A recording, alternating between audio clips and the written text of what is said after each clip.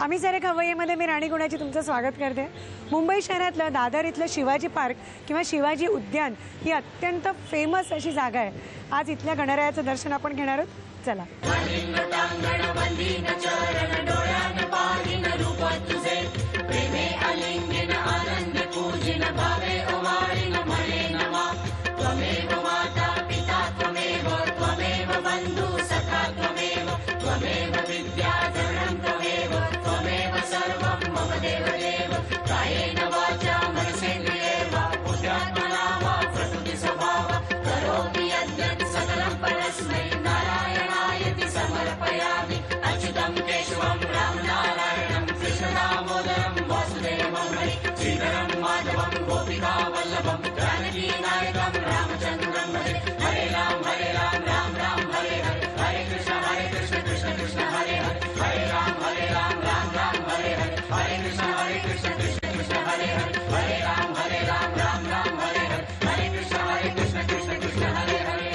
उद्यान गणेश मंदिरात आपण आलो आहोत आणि आता या देवळाची माहिती आपण जाणून घेऊया। इथले ट्रस्टी डॉक्टर दिलीप साठे यांच्याकडे। नमस्कार, मी डॉक्टर दिलीप मेघश्याम साठे इथे विश्वस्त म्हणून गेले 20 वर्ष कार्यरत आहे। आपल्याला या मंदिराची विशेष माहिती सांगायची म्हणजे इथे शिवाजी उद्यानवरती पूर्वी एक वटवृक्ष होता, वडाचं झाड होतं। त्या वडाच्या झाडाच्या पायरावरती 1963 साली एक गणपतीची स्वयंभू मूर्ती इथे प्रकट झाली आणि आजूबाजूचे जे लोक इकडे फिरायला वगैरे यायचे त्यांनी ती मूर्ती बघितल्यानंतर मग रोज त्याची पूजा अर्चा वगैरे अशी सुरू झाली आणि 5-6 वर्ष गेल्यानंतर मग 1970 साली 9 मार्चला या इथे विधिवत एक संस्था रजिस्टर करण्यात आली आणि त्या संस्थेचं नाव आम्ही ठेवलं श्री उद्यान गणेश मंदिर सेवा समिती। आणि हे शिवाजी उद्यानवरती हे गणपती असल्यामुळे या गणपतीचं नामाभिकरणसुद्धा आम्ही श्री उद्यान गणेश मंदिर असं आम्ही ठेवलं। उद्यान गणेशाचं दर्शन झालं आणि त्याच्यानंतर आता गणपतीचे काही खास पदार्थ। आपण आलो आहोत मीरा हरेर यांच्या घरी।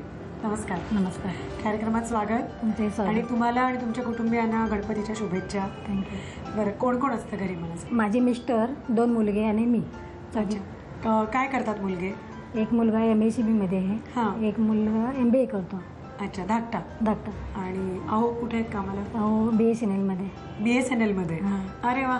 आणि मग फोनाफोनी जोरात असते तुमची? हो। आणि त्यांना काय आवडतं? त्यांना सगळंच आवडतं। सगळं मी तुमचं नाही विचारते, तुम्ही जे पदार्थ बनवता त्यातलं काय आवडतं? गोड तिखट दोन्ही आवडतं। दोन्ही? नॉनव्हेज वगैरे खाता एरवी तुम्ही? नाही, कमी करतो। म्हणजे घरात केलं जातं? केलं जातं। बरं, आता आपण जो नैवेद्य करतोय त्याचं नाव काय आहे? बदाम पुरी। बदाम पुरी म्हणजे बदामाचा शेप वगैरे आहे का? बदाम भरपूर घालणार आहे? भरपूर बदाम भरपूर घालणार? ओके, ठीक आहे। मग आम्हाला त्याचं नीट साहित्य सांगा। हां, बदाम पुरीचं साहित्य बघा काय काय सांगा।